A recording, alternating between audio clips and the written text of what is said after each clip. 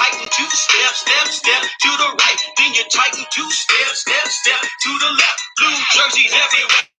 Game face, yeah, got it on, sticking out our chest, beating on it like it's King Kong. Countdown, 3, 2, 1. It's about to get rough. Here come the train, y'all. Tennessee, tighten up, tighten up.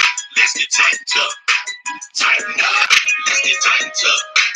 Sticking out my chest, beating on it like it's King Kong. Sticking out my chest, beating on it like it's King Kong. Tighten 2 step, step, step to the right, to the tighten 2 step, step, step to the left. Sticking out my chest, beating on it like it's King Kong. Sticking out my chest, beating on it like it's King Kong. Okay, alright. Titans got your hands all night, alright, okay. Titans gonna win anyway. First down, come around, we about to shut. Good evening, Titan Nation. How's everybody doing? Welcome into another edition of Titans and Truth. I'm your man, Chris, aka Blue Enforcer, and we're going to have a great episode for you this evening. So just make sure y'all let everybody know that we are live, that we are definitely live right here on YouTube, and we got it going on. We are live as we speak, and you know, it's been a rough week for your for us Titans fans, but we got a new game upon us, y'all, and we're gonna have some fun this evening. We're gonna get into Atlanta, and we got a few things to discuss. Sorry about that, and of course, our my new NFL topic. I'm gonna try to make sure I have a topic every week surrounding some stuff going on with the rest of the league. We have some 3-0 teams, and we have some 0-3 teams. Of those 3-0 teams, and we're going to talk about this toward the end of the show, the 3-0 teams, who is the pretender in all of that? Who is the 3-0 team that, you know what, they're not for real. They're going to flounder as the season go on down the stretch. And what 0-3 team do you see climbing out of that hole and maybe challenging for a playoff spot? That is going to be my blue bombshell of this week. And so you go ahead. We're going to go ahead and get those thoughts in a little bit later. Make sure you get your Two-Tone Blue Star of the Week nominations and Dunce of the Day nominations. And if you have some questions for Pick My Brain, we're going to come to that in just a moment, and we're going to go right into that. So make sure y'all share this show out. Let everybody know we are live and we are kicking as I am doing right now. So there's an arrow. There's an arrow. That's the share button. And so y'all make sure y'all share out to the world that we are live and we are kicking. And we are definitely going to go ahead and we're going to do this thing. So I saw a few y'all are in here. Of course, some more are going to be piling in as we go on. So I'm just putting that out and make sure everybody spread the word. So make sure y'all do your job, share that out to everybody, and let everybody know what's happening, whether it be on Facebook, Twitter, go on your Instagram, tell them Titans and Truth is live, and we are kicking. I see Classic Ride in here. Brandon, what's up with y'all? And everything. So we going to go ahead. We're going to go ahead and get this game going. First off, I want to give a shout out to my guys, Justin and Caleb of Titans Tube. I was on their show yesterday. It is out. The actual episode is out on YouTube now, so definitely check them out. Show them some love. If you haven't subscribed to that channel, they got over 5,000 subscribers. Go ahead and join them on that. It was a pleasure to be on that show. Even though there was some sound difficulties on my side, we were able to still get the show in and keep it going. So shout out to Justin and Caleb of Titans Tube. You can definitely check them out. And I even felt better because as I was watching that back, I got some haters. I got a couple of guys that are subscribers to that channel that were hating on me, basically saying, because their co-host wasn't able, the other host wasn't able to be there for this episode. So of course there are times I stand in, to help them out. And I got a couple of haters that are basically like, they want their main host back, and and somebody was talking bad about me, talking about, this dude, I know he got a job. He should get a better microphone, and everything, a better sound or something like that, and just didn't like it. So I took that as a badge of honor. I said, because in my philosophy, if you don't, Cat Williams said it best. If you don't have haters, if you got haters, you're doing something right, because not everybody's gonna like what you do or how you do things, and somebody's always gonna hate. So that's not on that. I got some haters. I'm good with that. You know what? They watch the show, so shout out to all the haters out there that are hating on me. I mean, hey, I'm still gonna shine. Titan's still gonna shine, and we gonna keep everything going. And James Sally, you said it best. Haters gonna hate, but ballers gonna ball. And that's what the Titans need to do. They need to ball. So shout out again to Titans too, and to Justin and Caleb. My guys, shout out to you on that. Terrence, you are not you are not late. You are good. You are in time. Make sure y'all share the show out.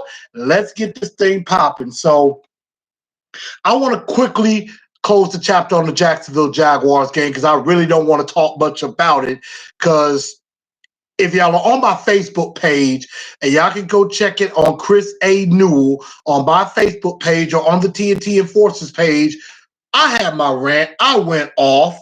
It had well over 400 views already in last week. So I know y'all probably saw my rant. If you haven't, go check it out. I've went off at halftime and after the game. So I'm pretty sure it's pretty famous. I hated, that game just sucked in so many ways, especially on offense. Giving up the 9 sacks, Marcus missing throws, and, seemingly afraid, wasted another good effort from the defense, even though they didn't get no sacks on anybody, which that is one of the only problems I kind of had with the defense. But other than that, I think they played well, but they kind of broke at the end, giving up that 50-yard run, because other than that, they pretty much shut Leonard they did shut Leonard Fournette down. He only had about 60 yards rushing anyway, but he was in the negative until he got that 60-yard run. Other than that, defense played great. Except for sacks. Offensively looked just horrific. And I went off. I blamed everybody from Marcus to each member of the offensive line, Arthur Smith, Mike Vrabel. I blamed everybody. And of course, I turned heel.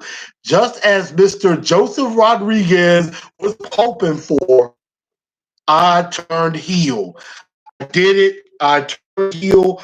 Marcus Mariota. I officially, I officially, um, I officially turned on Marcus Mariota. I'm going to see if I can get the sound effect that I want.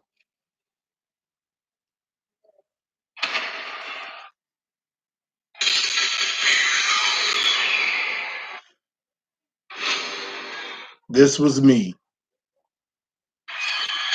This was me.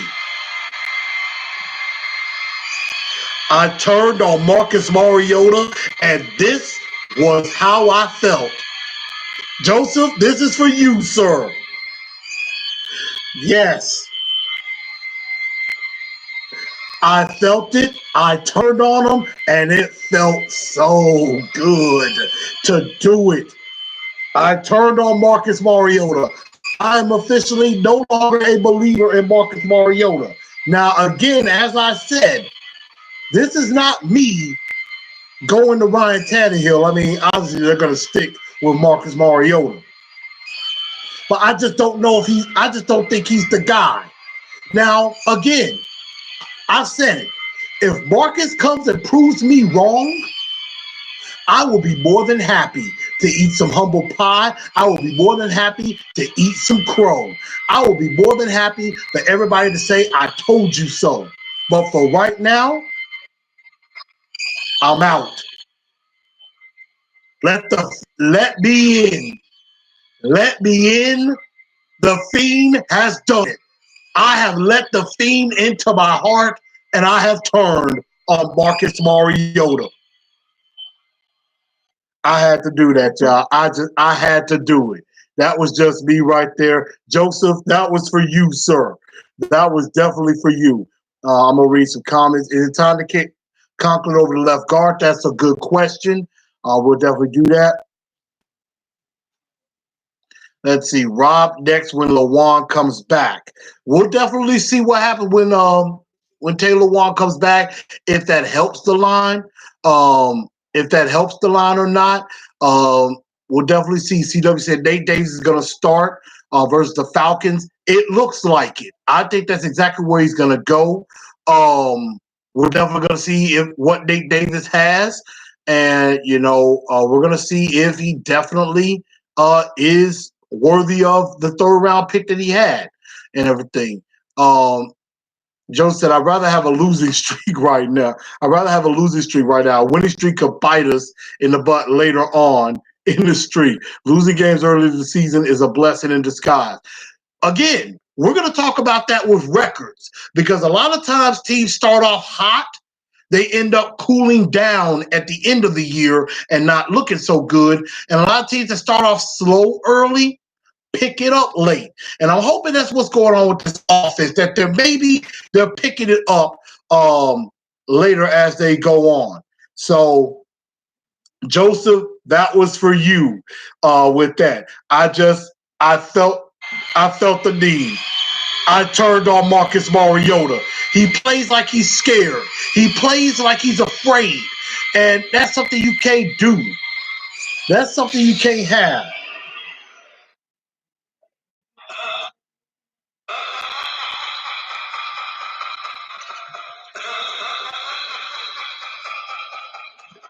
I'm sorry. I love that. I love that. I had to do it. So, yes, that's the problems I have with Marcus Mariota. I said this yesterday on Titans 2 on the show. Marcus just doesn't seem to have confidence in himself. He doesn't have confidence. He seems to not have faith in his receivers. He won't throw the ball and let them go get the ball. It seems that Marcus has to have the perfect pocket. Like everything has to be perfect for him. He feels he has to have the perfect pocket. He has to feel the wide receiver has to be wide open. And he has to have beaten his man, waving his hands in the air like, I'm open, throw me the ball. And then Marcus throws the ball. He won't throw it to a spot and let his receiver go get it. And that's the problem I have. And I listened to A to Z Sports this morning, and they were talking about the future quarterbacks that are coming out. And one thing that Austin likes, he says this is a trait that he likes to have in a quarterback. And you should go watch A to Z Sports, by the way. I love those guys, Austin and Zach. Shout out to Austin Stanley and Zach Bingham, by the way. You should definitely have anticipation. Anticipation is a very good trait to have. That means you see the receiver and you lead the receiver open. You lead the receiver to the football instead of just waiting for them to be open. And Marcus Mariota does have pocket awareness issues. That is something that is a problem. I think this is what Zach mentioned as his favorite is pocket awareness. You got to know where you are in the pocket. You got to know if the protection is there. You got to feel the pressure and understand when you need to get the ball off or when you need to get out of there. And that's something that Marcus has trouble with. He has PTSD when it comes to being in the pocket. And that's a problem that I have with him. And a lot of it, I think, is here and it's confidence. And I said one of my things is moxie, savvy, swag. I mean, you could be down by 3 touchdowns and you do believe you could come back and win the game. I was just looking at the Colts versus the Falcons game, and I'm going to get to that later. The Falcons were down 20-3. and they marched back into the game. Yes, they ultimately lost the game 27-24, but Matt Ryan, they never believed they were out of the game. They got back in it, and, that's a little bit of that swag. That's Matty Ice, something that Marcus Mariota does not have. And that's the issue I have with that. So again, I have problems with Marcus. I've turned on him. Offensive line, completely terrible. I mean, especially Jamil Douglas, freaking sucks. Ben Jones, not that good. Roger Saffold, don't know why we're paying him the money. I'm hoping he gets better with Lawan returning. Dennis Kelly, I think he just had a rough night. I mean, he's been doing pretty good. He is a serviceable offensive lineman. Jack Conklin, I think, just had a bad night as well. So the tackles I wasn't really worried about. It's the interior of the offensive line that messes me up. And Arthur Smith just seems to be, he was predictable. And I mean, I don't know why the heck he was calling run plays on 2nd and 20 when it's obvious you throw the ball, get some yards. You throw the ball on 2nd and 20, maybe pick up about, at least 10 to 12 yards. Then you can set yourself up at 3rd and 8 or 3rd and 6 and maybe something like that. So that's something that, you really have to do as a coach and as a player. But I'm not going to really harp too much on that game. We've all have lived the misery of that game. So let's just completely move on. I'm going to read a couple of comments on that. I'm going to read a couple of comments. Let's see. CW say, we do want Mariota.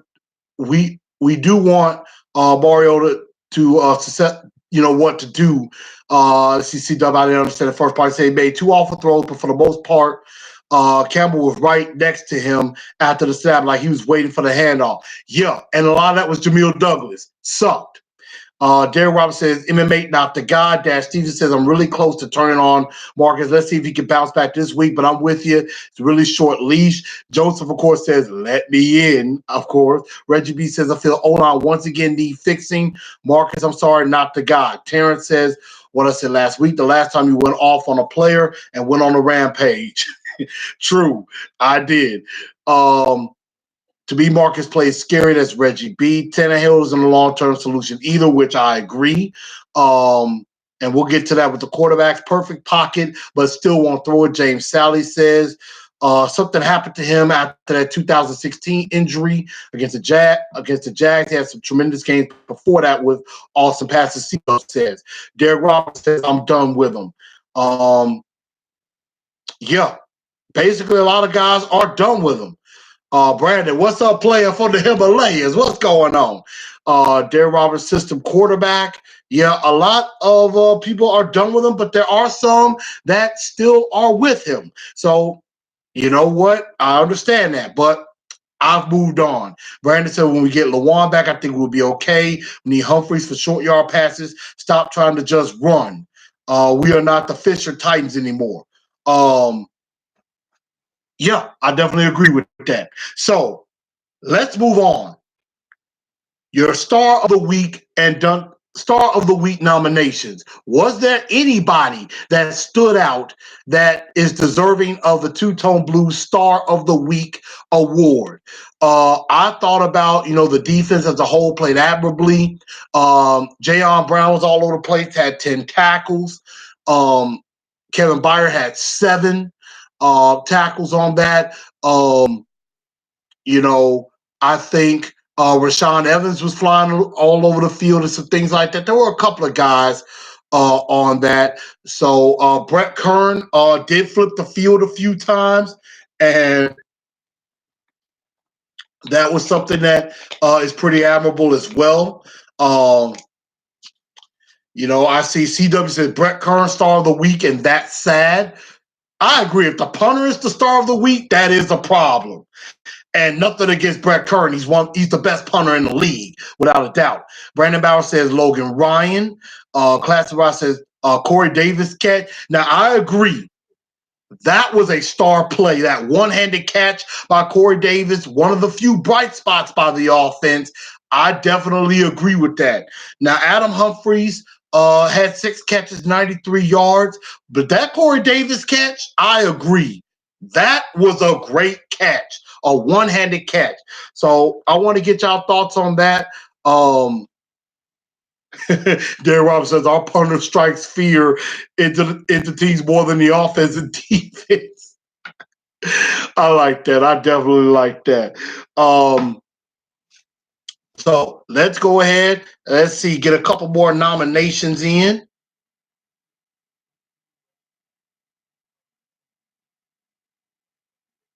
Trying to see what's going on. And if I get a few more after the fact, that's cool. But CW said Logan Ryan has been playing great, but Falcon wide receivers are going to give cornerback group way more of a challenge. Logan Ryan has been consistently the best corner on this team. Consistently. He has done very well. He already has 2 interceptions this year. Malcolm Butler had a little bit of trouble with DJ Chark, which I know there were some people bashing Malcolm Butler, but I really can't because, on both of those plays, Malcolm Butler was with DJ Chark the whole time. He ran with him. He turned. He was looking for the football, but it was a better placed ball by Gardner Minshew. So I really don't go bad on Malcolm Butler for that, but I definitely can understand. Let's see. One and only says, great catch, horrible throw. Brandon Bow says, Dunson's organization as a whole can't throw shade on not just one. Butler 2 up and down. I hear that. Dear Rob says, anybody else feel tired of Vrabel and Marcus press conferences? We got to coach better, play better, blah, blah, blah every week. You know what? And I said that last week, I want to say on the show. I'm kind of tired of hearing that whole, well, we got to coach better, we got to play better, we got to get better. I'm kind of tired of hearing that. It's getting old very, very fast. And it's ticking me off hearing that. It's the same cliche. It's just like Ken Wisenhunt. We know how bad that was, talking about, well, we got to stick with the process. You kind of get tired of that. Honestly enough, I kind of miss the Mike Mularkey press conferences. At least with that, he gave you a little something different, I would think. But that it's getting old pretty fast with those press conferences. Brandon says the Memphis Tigers could have beat us last week. And the Tigers seem like they're a better team right now. So we'll find out tomorrow night when the Memphis Tigers take on the Navy midshipmen. I'm really debating if I'm going to try to go to that game tomorrow night. But I'm probably going to be watching because I want Memphis to win. Daryl John, sorry I'm late. Come on in. It's all good. Dunks of the day, Jamil Douglas having a passing grade of 12. But it looks like, according to the votes, the two-tone blue star of the week, I am definitely going to have to give it. You know what? I got to shine on the defense. I'm going to give it to Logan Ryan. Because he has been consistent, has been playing well on that. And also, like I said, I'm going to give an honorable mention to Jayon Brown as well as Brett Kern. And that one-handed catch by Corey Davis was just awesome. I'm not even going to lie about that. So, two-tone blue star of the week, Logan Ryan. I know we couldn't find too many. And as always, if there is a star of the week, there is a dunce of the day. Who gets to wear the dunce hat today? Is it Marcus Mariota? Is it Jamil Douglas on the offensive line, who has been, even though a lot of people have bashed the entire offensive line, Jamil Douglas has been pretty much the culprit, mostly talked about on the offensive line. Is it Adoree Jackson, who just continues to make bad play after bad play? Is it Mike Vrabel? Is it Arthur Smith? There's plenty of Dunks of the Day nominees to go around, in my honest opinion. So get in your Dunks of the Day nominations as we go on. Of course, I saw Brandon said the organization as a whole could definitely do that. Shaolin Fantastic says offensive coordinator in question. Terrence says, dunks of the day, Jamil Douglas. He got a Pro Football Focus grade of 12. I've never heard of anybody getting a score that low. A 12.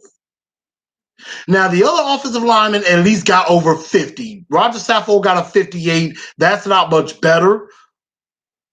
But, the others got like over 50, over 60. I think Dennis Kelly, was the highest graded offensive lineman, I want to say. And I think Jack Conklin was second. But 12? That's horrible.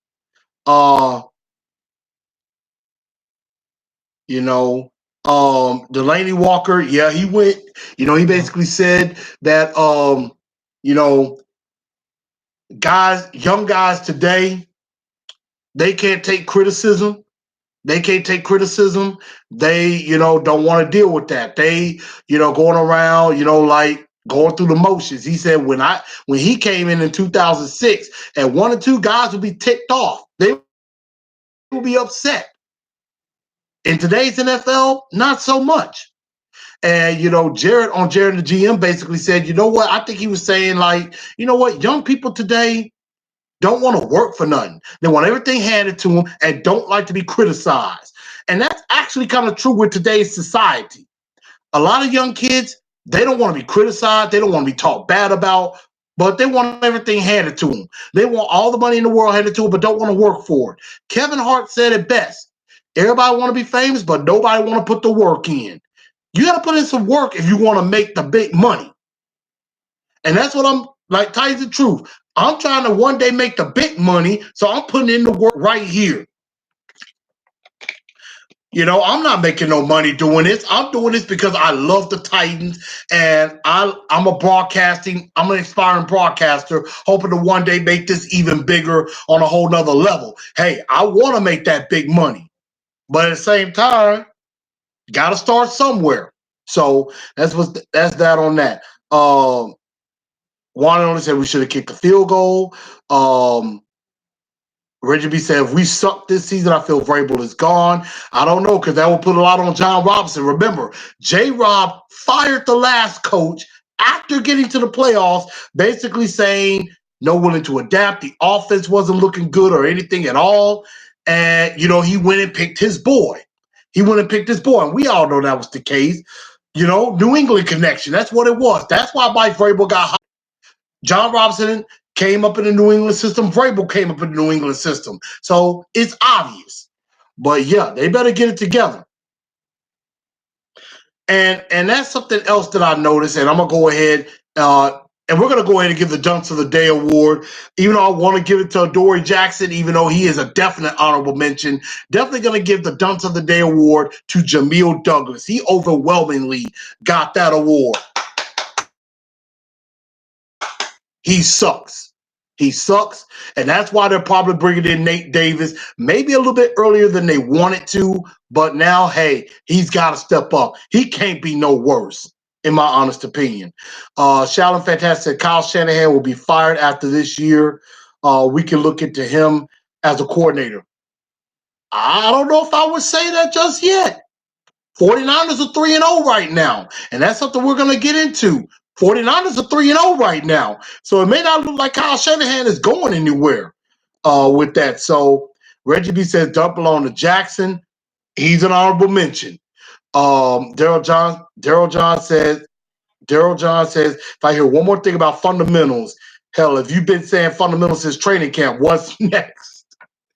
Brandon says, honestly, think we should go after Ramsey. We'll give up picks for him, not only because he's a home kid, but because of talent.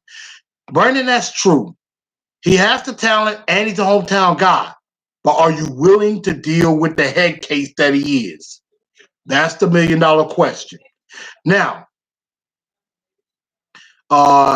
you mentioned Shanahan from the Redskins. I don't remember his first name for the Redskins. I'm not sure. Let's see. Brush it up on fundamentals. Yeah, I mean, I definitely agree. I mean, you're supposed to be talking about fundamentals in the spring, before now. We're still talking about fundamentals and accountability now.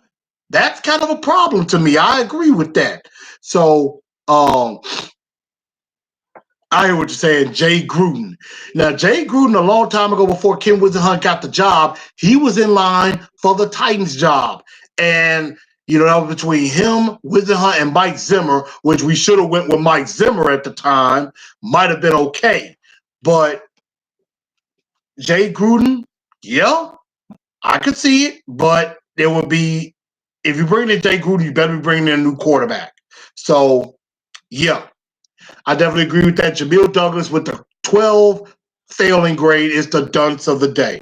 But let's keep going because I'm at 30 minutes and I didn't want to go too far into it. But let's go into pick my brain. Pick my brain. Now, y'all get to ask me some questions. And I saw a few. I'm going to go ahead and go into that. I know there was some about quarterbacks, which I have started to try to look at some more college football, looking at quarterbacks. Class, I know you said you're riding with Marcus Mariota. Don't want to see Tannehill, but you might end up seeing him anyway. Let's see. I'm going back through some questions. Let's see.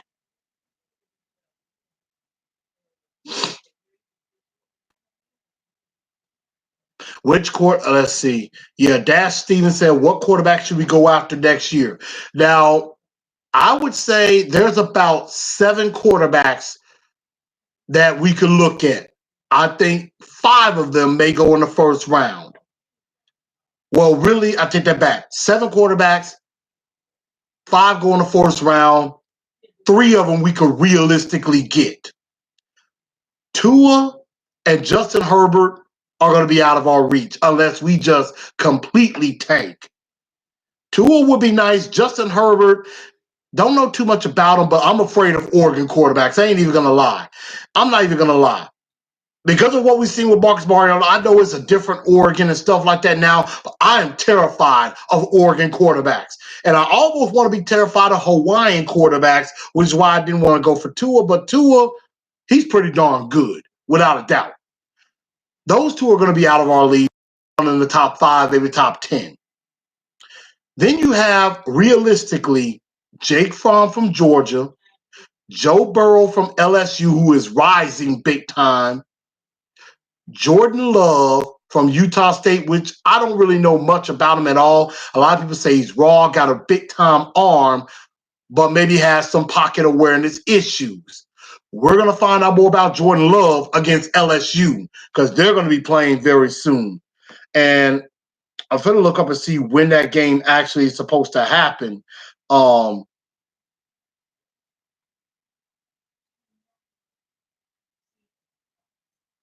Yeah, I'm finna see when that game actually happens. Utah State versus LSU. Actually, that is next Saturday. That is next Saturday. LSU, Utah State. So if you're looking at quarterbacks, you might want to watch that game. You can look at Joe Burrow and Jordan Love at the same time. Look at both of those quarterbacks. I'm definitely going to be trying to watch a little bit of that. And then outside of that, you had, let me see, I said Tua, I said Herbert, I said Fromm, I said Burrow, Jordan Love, and then a couple of other quarterbacks you're really not hearing. A couple of other quarterbacks, you got Jalen Hurts from Oklahoma, which I don't know about it. I don't know if I'm sold on him yet. I think he's more because of Lincoln Riley, but we'll find out this Saturday. I'm thinking they're playing Texas Tech. And we will really find out more about him in the showdown against Texas in a few weeks with another quarterback. Sam Ellinger from Texas has been looking pretty good as well. I can't wait to see that Red River shootout. I didn't get to see the game between LSU and Texas, which I saw was a good one between Ellinger and Burrow. I'm gonna have to go back and see that one. But yeah, Texas and Oklahoma, Jalen Hurts versus Ellinger, the quarterbacks I see. Now, there are going to be some other quarterbacks that maybe come out of the woodwork that are worth looking at, but this is a quarterback-rich draft. There could be as many as 5, 6 quarterbacks going the first round. So we'll definitely have to look out for that. Let's see. I'm looking at some other questions.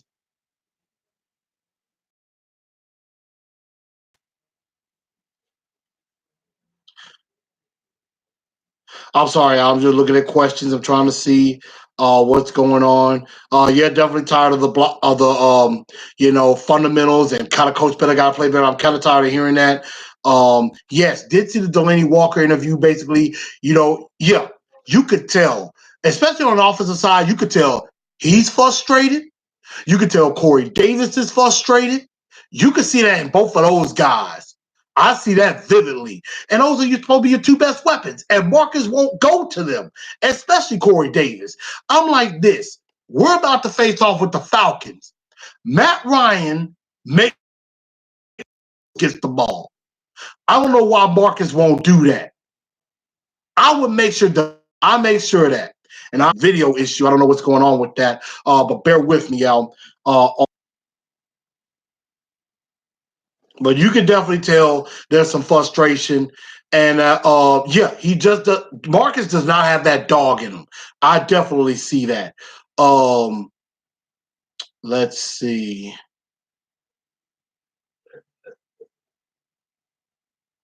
I'm trying to get some more. Let me see. What do you think of Arthur Smith so far? Um, um, Inexperience is really shown. And everything. So y'all bear with me. I know my connection is messed up. I apologize for that. Arthur Smith is shown to be predictable a bit, and I think that's inexperience, and I think he'll get better as time goes on, hopefully. But inexperience is coming, and I'm not very impressed. He better get better. The Cleveland game, he did all right. Is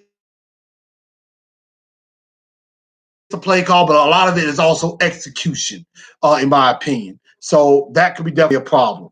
Let's see. Are we able to stop Julio? That is going to be my preview of the Atlanta Falcons. I mean, I have my 4 points to victory coming up in that, so I'm definitely going to mention that. On Julio, are you going to see Butler on him, Byard over the top? I agree.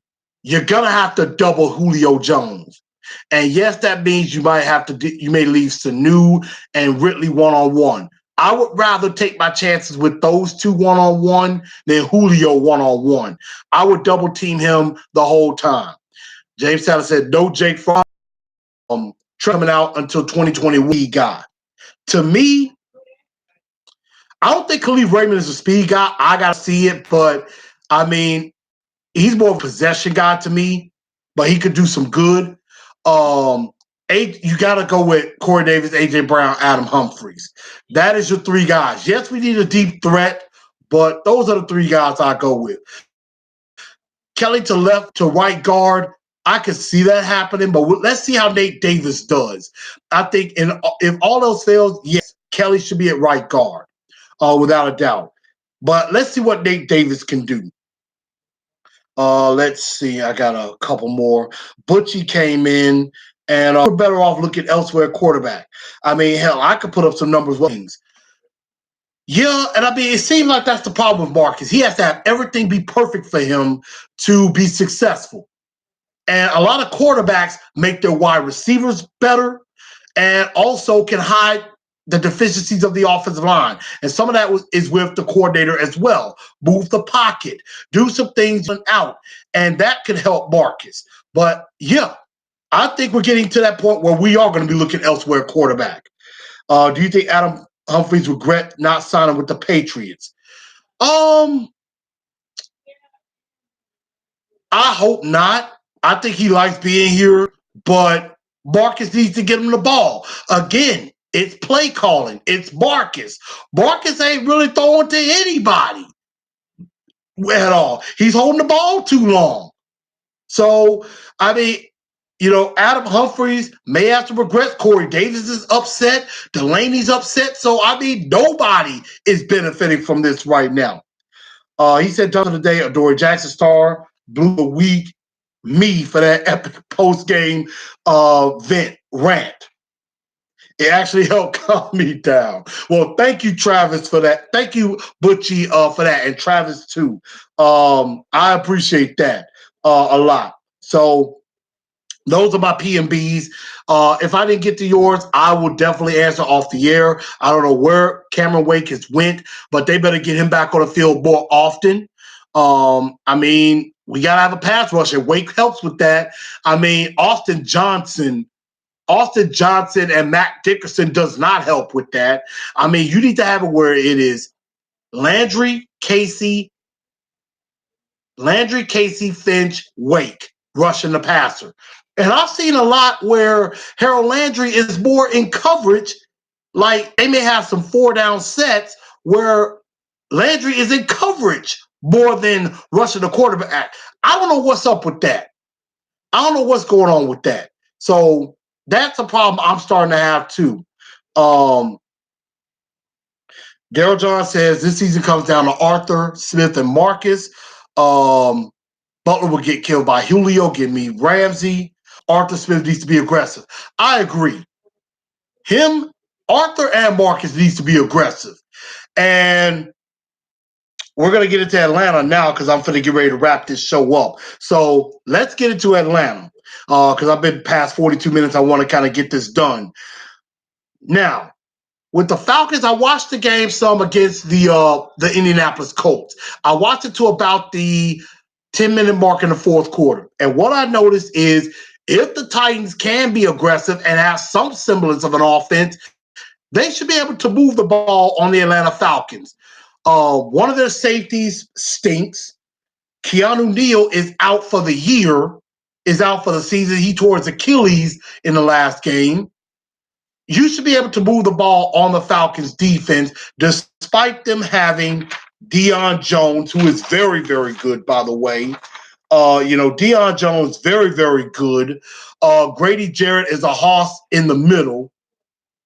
Vic Beasley could be a problem as well. He's tampered off a bit, but could be a problem. Tat McKinley, he didn't practice today. Grady Jarrett didn't practice today either. I'm trying to think. Yeah, Grady Jarrett didn't practice, having an issue with a toe. Ridley for Atlanta was limited. Tat McKinley was limited as well. So I don't know if either one of those guys are going to go. But you can move the ball if our offense does something. If Atlanta's offense, I hope the Falcon offense doesn't to build momentum. I am worried about it. And, I heard somebody mention this. I saw somebody mention this. Mike Mularkey, of course, is their tight ends coach.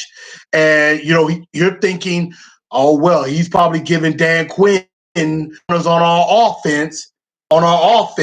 So, this is the best way to attack them and things like that. You're thinking Mike Mularkey being on the Falcon staff, maybe he gives them some clues on how to attack us. Now, at the same time, even though Keith Carter sucks as an offensive line coach and Tony Deuce is our running backs coach pretty good, they were on Atlanta's staff. So maybe they can give us some pointers on the Atlanta offense and stuff like that. Maybe that helps Dean Pease attack their offense. But this leads into my 4 points of victory. Number one, we must attack the defense. We cannot be afraid to be aggressive. And that starts with Marcus and Arthur Smith. Quit being timid, quit being scared, and go after these guys. If it was me, I'd take the ball first. Take the ball first, march down the field, attack them with our tight ends. Quit being afraid to throw the football and throw the damn ball.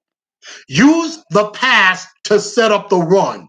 I've been saying that ad nauseum, and it looks like nobody's listening to me on that. But attack their defense. Go after them. Their corner, not very good. Their defense, very suspect. And they only have 3 good players. Beasley, Jarrett, and Deion Jones. Number 2, be patient with Derrick Henry. Again, use the pass to set up the run. Kind of get going, get in a rhythm. Then you get Derrick Henry into a rhythm. I expect Derrick Henry to get at least 15 to 20 carries in this game. I just want to see some semblance of a rhythm. If they don't attack and show some aggressiveness, you can tell this offense is afraid. And that's a problem I'm going to have. Number 3,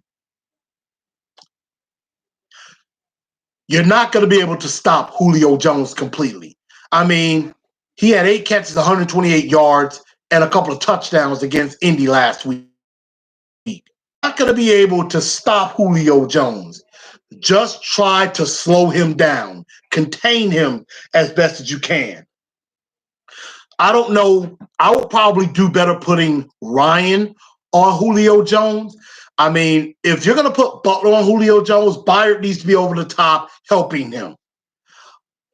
I would try to double Julio as best as I can the whole game, and then I take my chances with Mohamed Sanu and Calvin Ridley. But be wary of those guys. Calvin Ridley, pretty good. Mohamed Sanu, pretty good.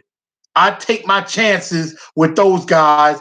And you got to be wary of Austin Hooper as well. So Jayon Brown, Amani Hooker could get some play in this game. We got to be able to do something with the tight ends because we've had trouble. I would play man. Don't play zone because Matt Ryan could eat that for lunch. And last but not least, tackle, tackle, tackle. Wrap up. We've missed tackles. We have got to wrap up. And this is especially with Devontae Freeman. We know Devontae Freeman, a very good running back. We did a good job against Leonard Fournette last week. Let's continue to do that and hopefully not break late and give up a big run later. Let's try to shut Devontae Freeman down, give ourselves a chance on defense. That's what my 4 points, my Blue Enforcer 4 points to victory. Attack their defense, be patient with Derrick Henry in the run game, contain Julio Jones as best as you can, but be mindful of the other weapons, and wrap up and tackle. Those are important. Those are extremely important. Julio needs to get doubled, and whatever we give up, oh well. Lil Kilo says, yeah, you're going to give up some yards, and you're probably going to give up a touchdown to Julio Jones. You're not going to be able to completely shut him down. He's the best receiver one of the best receivers in the league. You're not going to be able to completely shut him down, but you can at least slow him down. That's what I would say about that. All right, but in my prediction, I want to be wrong about this. In the preseason, I picked Atlanta to win this game because I thought we'd be undefeated at 3-0, and I saw this game as a loss. And I'm going to stick with that. I think Atlanta wins this game. And let me preface this. Again, I am going by the picks I had before the season started. So I'm sticking with my picks. I want the Titans to win. Don't get me wrong. And I want to be wrong with this. But I see a W for the Falcons in this one. And I'm going to go on by saying I think the Falcons win this game 31. I'm going to say 31-17. I don't know. I don't think the offense does enough. They might could do something, but I don't think they do enough. So, matter of fact, I changed that. 31-13. Let me do that to keep up with them. We're going to have to score if we're going to keep up with Atlanta. And I don't know if this offense can do it. Nate Davis is going to be starting at right guard probably. Hopefully he does a lot better than Jamil Douglas. I hope so. Again, I want to be wrong. But I'm sticking with the picks I had before the season started. I see Atlanta winning this game. Finally, okay, to close out the show, as we get ready to end this hour of Titans and Truth, we have some teams that are 3-0 and that are 3-0. Kansas City, the Rams, the Buffalo Bills, shocking, Green Bay, the Dallas Cowboys, the Patriots, the San Francisco 49ers, and Detroit by default 2-0-1. They haven't lost the game. So I want to ask y'all, of these 3-0 teams, which one surprises you and which one is they're not for real. Like, it's a fluke. It's a fraud. Honestly, my biggest surprise at 3-0 has to be the San Francisco 49ers. I am surprised that they're 3-0, but I think a lot of that has to do with Jimmy Garoppolo. Kyle Shanahan has something going. When Jimmy G got to San Francisco, he started something there. And, Jimmy G is starting to show it. Haven't really played anybody. I think Pittsburgh was the only team, maybe, that was any good. Excuse me. But I'll say San Francisco, biggest surprise. And let's just be perfectly honest. Buffalo is the biggest fraud. It's the biggest fake at 3-0. I don't know how Buffalo is 3-0. They ain't played nobody. But I can guarantee they're going to be 3-1 after this week because they're going to lose to the New England Patriots. Let's just put that there. Buffalo is a fraud. They're fake. They're not that good. Now, of course, we play them next week when Lawan comes back and we come back home. Thank God. I'll be there for that. Hopefully, we get to prove how much of a fraud Buffalo really is. But Buffalo is my biggest 3-0 pretender. They're pretending. They're not that good. Without a doubt. So that is my biggest fraud, is 3-0 Buffalo. Biggest surprise, San Francisco at 3-0. Now we have some teams that are 0-3. You got Washington, Denver, Pittsburgh, Miami, who sucks, the Jets, Cincinnati, and Arizona. Arizona 0-2-1. Now, of these teams, and I know I probably can't see all the comments right now, of these teams, who do you see climbing out of the 0-3 hole? Maybe not necessarily making the playoffs, but at least doing something. Me personally, I think Pittsburgh is the odds-on team that's at least capable of climbing out of this hole. I think they're at least going to get out and get some wins. Miami sucks. They're tanking. Denver sucks. We play them later this year. Washington looked horrible against Chicago. The Jets, Sam Darnold is down. They're to Luke McCown. Luke Falk. They're at their third quarterback. So Le'Veon Bell maybe regrets going there. Cincinnati with a first-year head coach stinks, even though they did all right against Seattle, but Andy Dalton, average. They're not that good. Arizona got a new quarterback and a new coach, so I don't know about them yet. But the obvious team I think that could climb out is obviously Pittsburgh. Arizona might could get some wins, get some excitement going on, but I say Pittsburgh is the one team that can climb out of the hole. Nobody's saying Miami. Miami stinks. They could go 0-16. I really think they could. I think the Jets may not be that far behind. I think they're going to go maybe 2-14. Cincinnati, I think, could go 2-14 or 3-13. They're tanking. It's obvious. That's just what I think about that. But y'all, I'm sorry again for some of the technical difficulties. I don't know what's really going on with the connections, but I'm finna get out of here and eat some food. I gotta get ready for tomorrow. Y'all make sure y'all follow on Facebook, Chris A. Newell, TNT Enforcers page, at Titans_N_Truth on Instagram, TNT Blue Enforcer on Twitter. I want to thank y'all for tuning in to Titans and Truth. We gonna stick together on this. Safe travels to everybody going to Atlanta for this game. I wish I could be going with y'all, but I'm gonna actually be in Nashville DJing a homecoming dance. Shout out to Pope John Paul II High School. I will be there for their homecoming dance, so I'll definitely be there. Joseph says 35-17. My prediction is that Titans winning or Falcons winning. I'm surprised with Buffalo for now. They would choke later.